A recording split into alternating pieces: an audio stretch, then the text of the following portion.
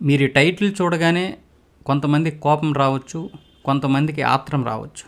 మొత్తం ఈ వీడియో చూసిన తర్వాత దీనిపైన మీ అభిప్రాయాన్ని తెలియచేయండి. తిట్టాలనుకుంటే తిట్టండి, పొగడాలనుకుంటే పొగడండి, నిజాలు మాట్లాడాననుకుంటే నిజం మాట్లాడావని చెప్పండి. కానీ ఈ దేశానికి కాంగ్రెస్ చేసిన త్యాగాలు, కాంగ్రెస్ చేసిన మంచి పనులు, కాంగ్రెస్ చేసినటువంటి గొప్ప ధార్మిక సేవా కార్యక్రమాలు, ఈరోజు ఈ దేశం ఇలా ఉండడానికి కారణం కాంగ్రెసే. చాలామంది కాంగ్రెస్ని ఎందుకు తిడుతున్నారో నాకు అర్థం కావడం లేదు. చాలామంది కూడా కాంగ్రెస్ పైనటువంటి విమర్శలు చేస్తున్నారు. కానీ కాంగ్రెస్ ఈ దేశానికి చేసినటువంటి సేవలు ఏంటో చెబుతాను, వినండి.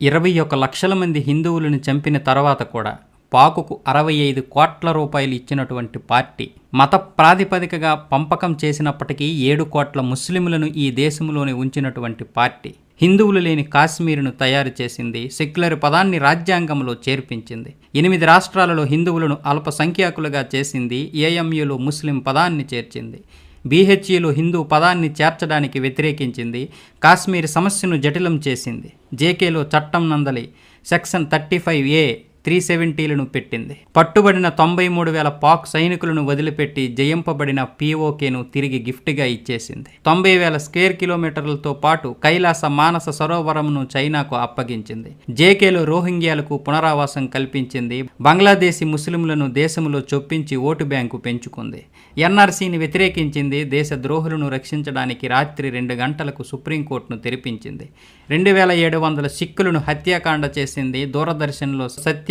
శివం సుందరం లోగో తొలగించింది, కేంద్రీయ నవోదయ విద్యాలయ లోగో నుండి అసతోమా సద్గమయ శ్లోకాన్ని తొలగించింది, వందే మాతరంను రాష్ట్రగానంగా దేశీయ గీతంగా పాడకుండా నిరోధించింది, 26/11 దాడి వెనుక హిందువుల పాత్ర ఉందని చెప్పగలిగింది, నా న్యాయవాదులే దేశానికి కీడి చేసే గ్యాంగులను మరియు నక్సలైట్ కేసులను వాదించేలా చేసింది, దేశంలో ఎమర్జెన్సీ పెట్టి ప్రజాస్వామ్య గొంతును నొక్కించింది, భారత మాతాకి జై అంటే వందే మాతరం మొదలగు నినాదాలు ఏ రైలులో లేకుండా చేసింది, 1966లో గోరక్షణ కొరకు ఉద్యమించి గోభక్తులైన 100 మంది సాధువులను తుపాకీ గోళీలతో హత్య చేయించింది, హజ్ యాత్రకు సబ్సిడీ ఇచ్చి అమర్నాథ్ యాత్రకు ట్యాక్స్ వేసింది, సోమనాథ మందిరం నిర్మించుకున్నాడని సర్దార్ పటేల్ని విరోధించింది, సోమనాథ మందిరాన్ని ప్రారంభించబోయే రాష్ట్రపతి డాక్టర్ రాజేంద్ర ప్రసాద్ను విరోధించింది, ఆర్ఎస్ఎస్ను ముస్లిం బ్రదర్హుడ్ లాంటి ఉగ్రవాద సంస్థగా చెప్పగలిగింది, శ్రీరాముడిని కల్పితంగా చెబుతూ అఫిడవిట్ ఇచ్చింది, అట్లాగే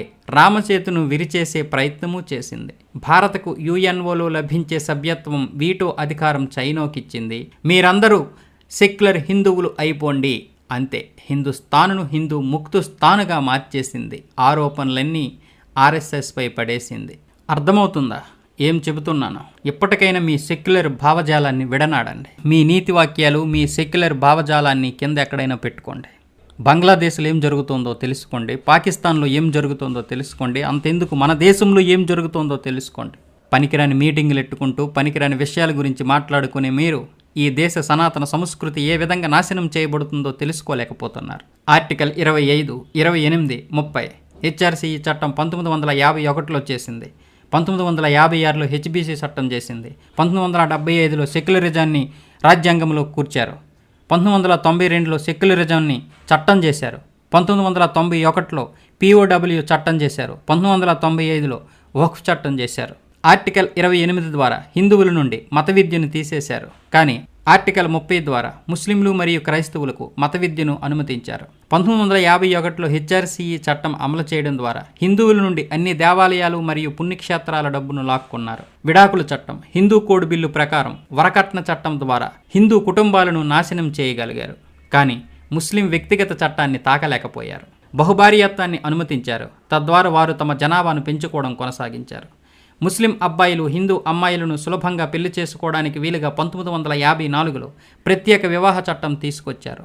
1975లో ఎమర్జెన్సీ విధించి రాజ్యాంగంలో సెక్యులరిజం అనే పదాన్ని బలవంతంగా జోడించి బలవంతంగా భారతదేశాన్ని సెక్యులర్గా మార్చగలిగారు.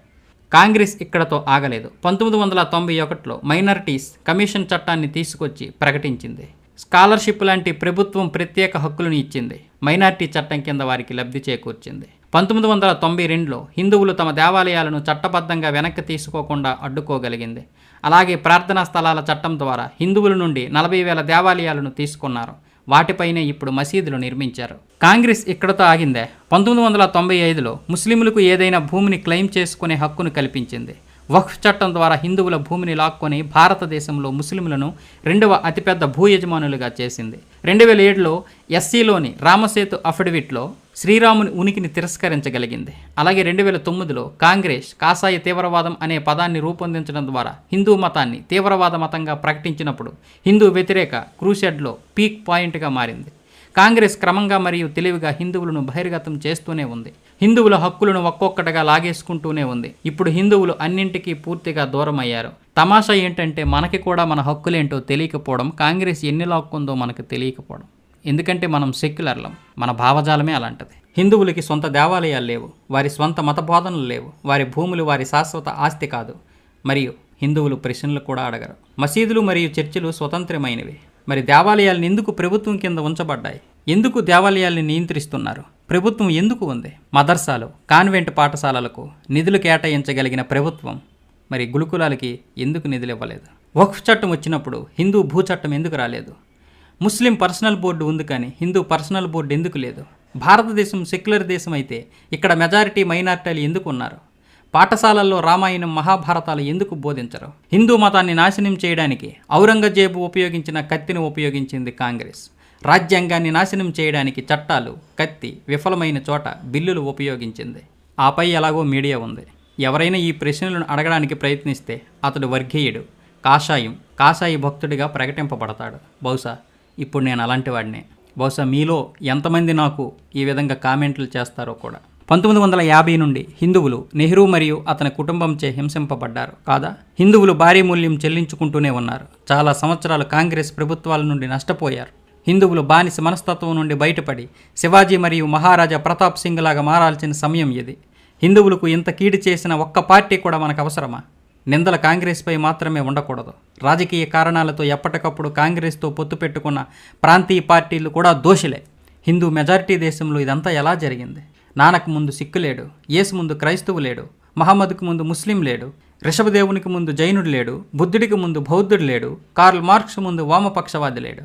కానీ కృష్ణుడి కంటే ముందు రాముడున్నాడు, రాముడి కంటే ముందు జమదగ్నున్నాడు, జమదగ్ని కంటే ముందు అత్రి మహర్షి ఉన్నాడు, అత్రి కంటే ముందు అగత్స్యుడు ఉన్నాడు, అగత్స్యుడి కంటే ముందు పతంజలి ఉంది, పతంజలి కంటే ముందు కనద్ ఉంది, కనద్ కంటే ముందు యాజ్ఞవల్క్యుడు ఉన్నాడు, యాజ్ఞవల్క్యుడి కంటే ముందు సనాతన వేదాలన్నీ ధర్మబద్ధమైనవి ఉన్నాయి. మరి ఇదంతా హిందూ మెజారిటీ దేశంలో ఎలా జరిగింది? ఈ రాజకీయ చదరంగంలో 12 ఎత్తుగడలు చేయబడ్డ ఈ దేశంలో మొట్టమొదటిది మొఘలులు భారతీయులయ్యారు. మరి భారతీయుడు కాఫీర్ అయ్యాడు. ఎందుకయ్యాడు? గియాసుద్దీన్ ఖాన్ మోతీలాల్ అయ్యాడు, జవహర్లాల్ నెహ్రూ అయ్యాడు, ఇందిరాగాంధీ, రాజీవ్ గాంధీ, మైనో గాంధీలు అయ్యారు. మరి భారతీయుడు మూర్ఖుడయ్యాడు. మోమిన్ కాశ్మీరీ అయ్యింది, కాశ్మీరీ పండితులు చరణార్థులయ్యారు. బంగ్లాదేశీ బెంగాలీ అయ్యింది, మరి బెంగాలీ హిందూ బయటవాడయ్యాడు. సైనికులు కిల్లర్స్ అయ్యారు, స్టోన్ ఫెల్డర్స్ ఉద్యమం అయ్యింది. మరి సైన్యం మానవ హక్కుల ఉల్లంఘన అయ్యింది. తుకుడే గ్యాంగ్ దేశభక్తుడయ్యింది. మరి దేశభక్తులు బ్రాండెడ్ హార్డ్ కోర్ తీవ్రవాదులయ్యారు. మృతదేహాల ఖననంలో ఫైర్ కలప వాడి దహనం చేయడం వలన పర్యావరణ ఆందోళనగా మారింది. మరి ఖననంలో సమాధులు కత్తి భూమిని వృధా చేయడము జన్మ హక్కు అయింది. రాఖీలో ఉపయోగించబడిన ఉన్ని గొర్రెలు బాధ అయ్యింది. మరి బక్రీదులో వేలాది మేకల వధ స్వతంత్రం అయ్యింది. బుజ్జగింపు సెక్యులర్ అయ్యింది, సారూప్యత కమ్యూనల్ అయ్యింది. ఆర్ఎస్ఎస్ ఉగ్రవాదిగా మారింది. వసామాజీ, హఫీజ్ సాహెబ్ మరియు హురియత్లు శాంతి శిఖరములుగా మారాయి. భారతమాత చిరకాలం జీవించు అనే పదం అంటే భారత మాతాకి జై అన్న నినాదం కమ్యూనల్ అయ్యింది. మరి భారత్ తురే తుకడే హోంగే ఏమయ్యింది? భావ వ్యక్తీకరణ స్వేచ్ఛ అయ్యింది. విభజించు మరియు పాలించు అనేది నియమమయ్యింది. సబ్కా సాత్ సబ్కా వికాస్ అనేది జుమ్లా అయ్యింది.